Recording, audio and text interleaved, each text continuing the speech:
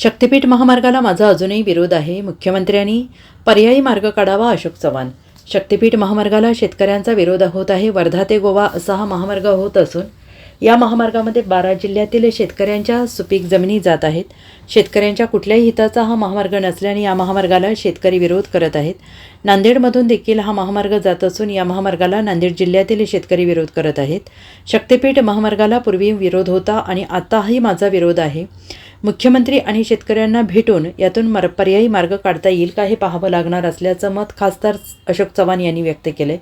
दरम्यान नांदेडचा बीड होऊ द्यायचा नसेल तर मुंडे बंधू आणि भगिनींना नांदेडचे पालकमंत्रीपद देऊ नये अशी भूमिका मराठा समन्वयकांनी घेतली. यावर खासदार अशोक चव्हाण यांनी प्रतिक्रिया दिली आहे. ते म्हणाले, मागण्या अनेक होत असतात, लोकांची मतं असतात, शेवटी हा निर्णय मुख्यमंत्र्यांचा आहे. मुख्यमंत्री जे ठरवतील तेच नांदेड जिल्ह्याचा पालकमंत्री होते. आहे ना, जमीन आहेच ना सगळ्यांनी. माझी अपवाद व्हायचं असेल कारण जे काही ठरलं असेल त्याप्रमाणे होईल.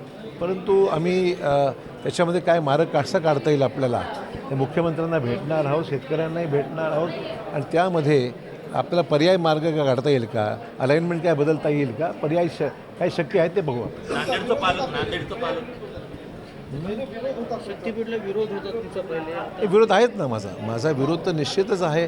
लोकांचं जे मत आहे तेच माझं मत आहे आणि म्हणून त्याच्यामध्ये आता मुख्यमंत्र्यांनी पुढाकार घेऊन त्यातला क्लिअरन्स दिला असल्यामुळे त्याच्यामध्ये पर्याय काय उपलब्ध आहेत काय पाहावं लागणार आहे. नांदेडला पालकमंत्री अजून राहिले नाही, मात्र जर मिळत असतील तर पंकजा मुंडे किंवा धनंजय मुंडे यांना पालकमंत्रीपद देऊ मला सांगता येणार नाही.